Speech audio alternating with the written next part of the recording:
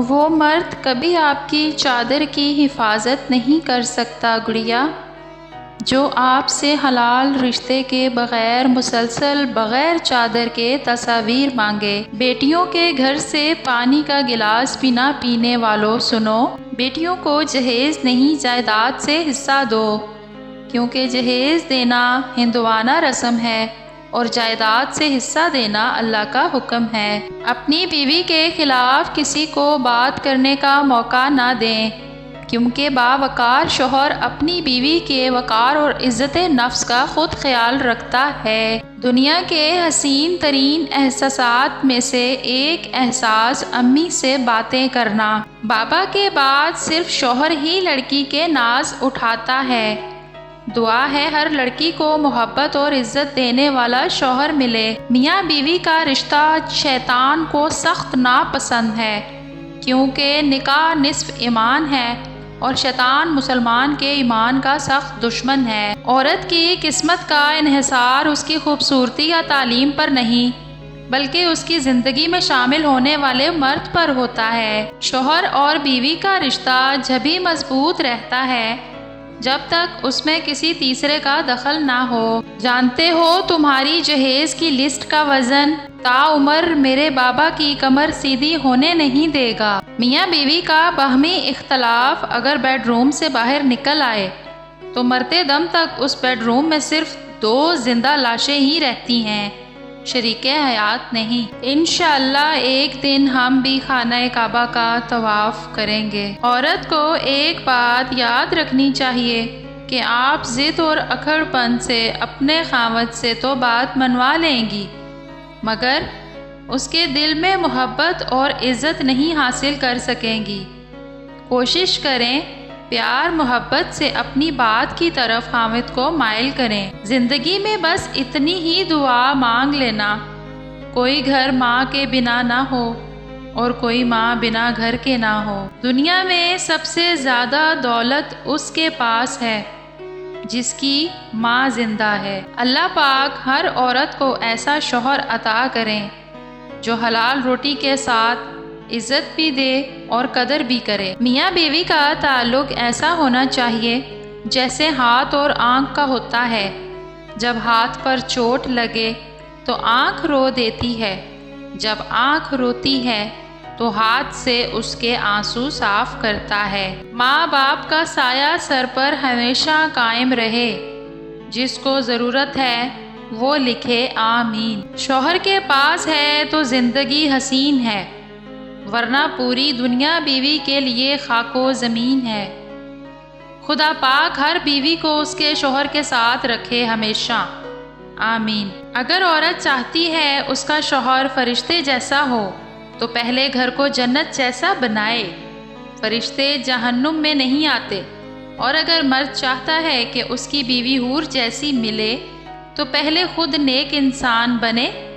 حور شیطان کو نہیں ملتی۔ بانو قدسیہ کہتی ہیں، کبھی بھی شادی کے کھانے کی برائی نہ کرو۔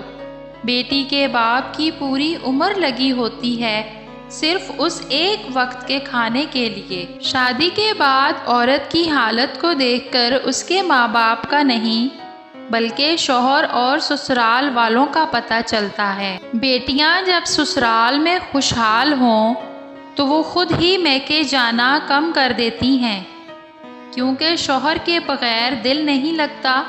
اگر شوہر اچھا ہو تو بیوی برے سسرال میں بھی گزارا کر لیتی ہے۔ نصیب بے شک اللہ کے ہاتھ میں ہے، مگر دعاؤں کا اختیار اس نے ہمیں دیا ہے، اور دعائیں ہی تو ہیں جو تقدیر بدلنے کی طاقت رکھتی ہیں۔ کرنے کو بہت کچھ تھا مگر طے یہی پایا، ہم اہل محبت ہیں، محبت ہی کریں گے۔ بیٹیاں باپ کا مان ہوتی ہیں، ان کی عزتوں کی وارث ہوتی ہیں۔ خدا کرے جب بیٹیاں باپ سے کچھ مانگیں تو باپ کی جیب خالی نہ ہو۔ کچھ ایسے بن جاؤ کہ تمہیں دیکھنے والے تمہاری تربیت کرنے والوں کے حق میں دعائیں کریں۔ عورت کو ایک لفظ میں بیان کریں۔ دیکھتے ہیں آپ کی نظر میں عورت کیا ہے۔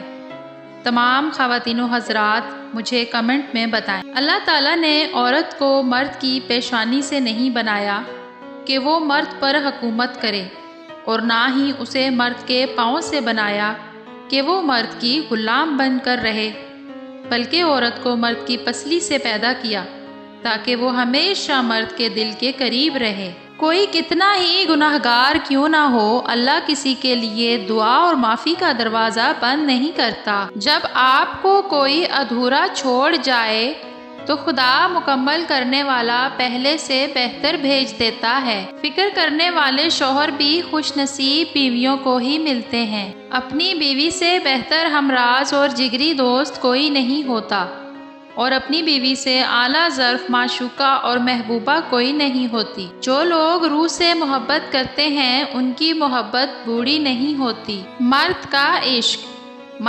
عشق عورت کے محبت سے کئی گنا مضبوط ہے۔